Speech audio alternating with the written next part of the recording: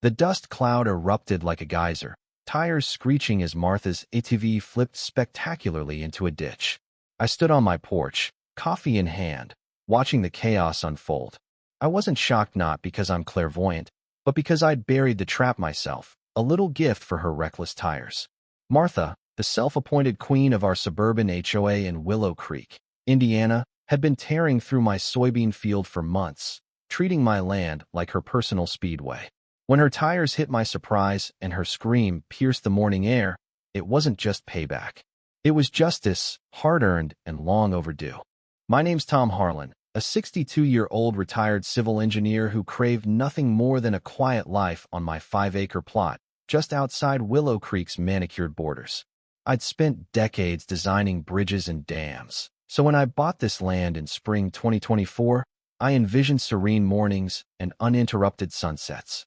The field, golden with soybeans, sat next to a private lane looping around the back of the HOA's cul-de-sacs. I figured my neighbors, mostly folks my age or older, would respect my boundaries. Most did, except Martha. Martha Coleman wasn't just a resident. She was a force. Married to Roger, the HOA president, she wielded her influence like a scepter. She didn't just enforce rules, she invented them. Our first run-in came a week after I moved in, when she marched up my gravel drive to complain that my rustic wooden mailbox clashed with the neighborhood's beige and brick aesthetic. I politely explained my land wasn't under HOA control, and I liked my mailbox just fine. Her lips pursed, her eyes narrowed, and I knew I'd been added to her hit list. At first, her attacks were petty. She'd scowl from her electric golf cart as I unloaded groceries. At the community picnic, she muttered about newcomers who ignore standards. I shrugged it off, hoping she'd tire herself out. Then came the ATV. One morning, I noticed deep gashes in my field's soft soil. Thinking it was kids joyriding, I strung a rope barrier with a no trespassing sign. 2 days later, the rope was shredded, the sign trampled. I reset it. The next day, it was gone, replaced by fresh tire tracks. Determined to catch the culprit, I sipped my coffee at dawn and watched. At 7:30 sharp, a blue Yamaha ATV roared across my field, kicking up mud like a tornado. Behind the wheel, Martha, sunglasses perched, hair whipping. She gripped the throttle like she was auditioning for an action movie. I was floored. This wasn't a teenager. This was a 55-year-old woman acting like my land was her playground. That evening, I knocked on her door. Roger answered, his tie perfect, his expression weary. Before I could speak, Martha appeared, arms crossed. Here to whine, she snapped. I explained her trespassing was damaging my property and pointed to my signs. She laughed a sharp, mocking cackle. That's just dirt, Tom. I've used that shortcut forever. If you don't like it, build a real fence. Roger mumbled about avoiding tension and shut the door. No apology, just arrogance. I called the county sheriff. They sympathized but said without video proof or major damage, it was a civil issue. Get cameras, they advised. So I did. I hid trail cams in the oaks lining my field and tucked a fake birdhouse camera near the path. Over 2 weeks, I recorded Martha tearing through 6 times. Once, she flipped off the camera. Another time, she stopped, stared into the lens, and revved off, spraying mud. Worse, her tires sliced my irrigation lines, flooding the field and ruining a chunk of my crop. I sent her a $300 repair bill. It came back with "Get a Life" scrawled in blue ink. That's when I snapped. No more Mr. Nice Guy. I wasn't just a farmer. I'd built security systems for military bases. I knew how to protect what's mine legally. My goal wasn't to harm Martha, but to make her stop. Using my footage, I mapped her routes. She favored the northern edge of my field, a smooth, slightly sloped path perfect for speed. That's where I'd strike. I ordered a set of retractable tire spikes, the kind used to secure rural properties. Legal, non-lethal, designed to pop tires without hurting drivers. I dug a shallow trench, buried the spikes, and covered them with loose soil. A pressure plate ensured they'd deploy only under a vehicle's weight. The next morning, I waited. At 7:35, Martha's ATV hummed in the distance. Through binoculars, I saw her veer onto my field, aiming for her usual track. Her tires hit the plate. Pop, pop. Both front tires blew, the ATV swerved, and Martha shrieked as it flipped into a ditch, landing in a heap of weeds. I stayed put, watching as she crawled out, mud-soaked and dazed, her sunglasses nowhere in sight. She staggered up the slope, pride as battered as her ATV. I sipped my coffee and muttered, "That's for my field." The silence that followed was gold Deno engine. No trespassing, just peace. But Martha wasn't one to slink away. The next day, my mailbox was smashed. My sprinkler system was tampered with. A delivery driver said someone claimed I'd moved.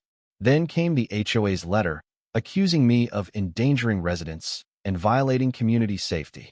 I invited the board's treasurer, Ed, for coffee and showed him my evidence. Videos of Martha's joyrides, photos of my damaged irrigation, and a county map proving my land's independence. I played the crash footage, the spikes triggering only when she crossed my boundary. Ed's jaw dropped. "She's unhinged," he whispered. But he warned me Roger had called an emergency HOA meeting to find me. It wasn't about facts anymore. It was about power. I lawyered up. Sarah, my attorney, reviewed my evidence and grinned. "If they push, we'll hit back with trespassing, harassment, and property damage claims." I prepared for war, compiling every video, receipt, and timestamp. The HOA meeting was a spectacle, golf carts parked like a parade, neighbors whispering. Martha arrived in a wrist brace, playing the victim.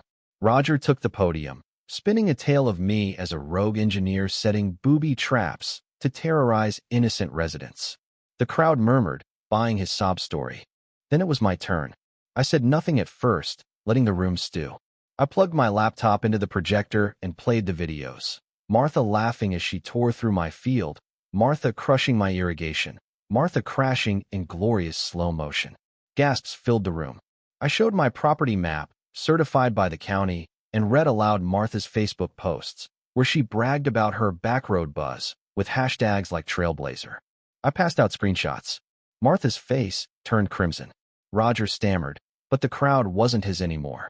I explained the spikes were legal, concealed on my land, and approved by the sheriff. I showed an email from the sheriff's office confirming my rights.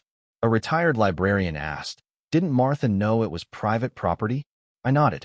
She was told in person, in writing, and with signs. The room turned on her. Martha muttered about old habits, but her allies were silent. Roger tried to argue the trap was aggressive, but I shut him down with facts. The board voted no fine for me, a formal warning for Martha. As Roger stormed out, the door jammed, and the room erupted in laughter. Game over. Or so I thought. The crash video, leaked from the meeting, went viral. Dubbed ATV Martha, she became a meme, her mid-flip scream set to country tunes on TikTok. Local news ran a story. HOA havoc. Farmer fights back. Neighbors revealed Martha's reign of terror, finding a widow for her rose bushes, banning a vet's flagpole, scolding a kid for chalk drawings. Resentment had simmered for years, and my trap lit the fuse. A Neighbors United potluck sprang up, Martha free. Over cornbread and ribs, folks thanked me. A cake shaped like a flipped ATV drew cheers. But Martha retaliated quietly, fake zoning complaints, a noise violation for my silent field, a claim I ran an unlicensed security firm. Sarah dismissed them as baseless, but they were a headache. I upped my defenses, infrared cams, motion sensors, and fake spike strips with signs reading protected by Harlan Security. I even added sprinklers to drench nighttime prowlers. Martha's scouts got on camera and hooties never crossed my line again. Then Roger showed up alone, looking defeated. Over whiskey on my porch, he admitted Martha's obsession with control stemmed from their crumbling marriage. She'd filed the complaints, desperate to win. He was done fighting her battles and planned to resign as HOA president. "Fix this," I told him, "or it all burns." He nodded and left. The viral video hit 1 million views, and Martha's lawsuit landed a $30,000 claim for defamation and trauma. Sarah laughed it off. The case was weak. Public outrage buried it. A Reddit thread called Martha, the Karen of Karens, and the lawsuit collapsed. The HOA held an emergency election. Roger and his allies were ousted. Neighbors begged me to run for the board. I hesitated but joined, not for power but to ensure fairness. At the election, I spoke plainly. No more petty fines or curtain color wars. Respect boundaries, and we'll all get along. I won with 85% of the vote.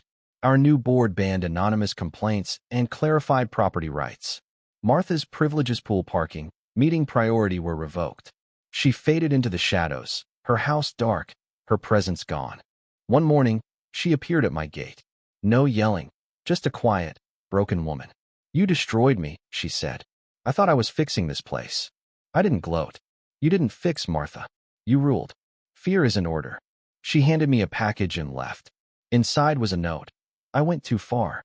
I controlled everything to avoid my own mess. This is me stepping back. Find your peace." With it was a bronze ATV model, half buried in sculpted dirt, labeled "Retired." I set it on my desk, a relic of a war won. The neighborhood bloomed. Porches sported wind chimes, yards sprouted gnomes. Kids biked freely. I pushed simple HOA rules. Clear boundaries, fair disputes, no sneaky complaints. They passed unanimously. At a community fair, folks laughed over hot dogs and a dunk tank with Martha's crash face taped on. A young couple told me my stand inspired them to buy a home here. "You showed us bullies don't win," they said. My field healed, new soybeans sprouting. The county awarded my land a conservation plaque for defending agricultural rights. I hung it by the barn and carved a sign for my field, "Respect planted here." Neighbors added trinkets, a tiny scarecrow, a painted rock turning it into a symbol. One evening, my neighbor Pete dropped by. Sipping a cola, he said, "That sign might outlast us." I smiled. Good. Peace settled in, not just on my land, but across Willow Creek. Martha's tyranny was a story now, a lesson that entitlement crumbles when you stand firm. I'd buried a trap for her tires, but it unearthed something bigger, a community ready to grow. What do you think? Was my trap justice or vengeance? Have you faced a bully like Martha? And how did you handle it? Share your thoughts in the comments. Let's talk about standing up to injustice and where the line is between right and wrong.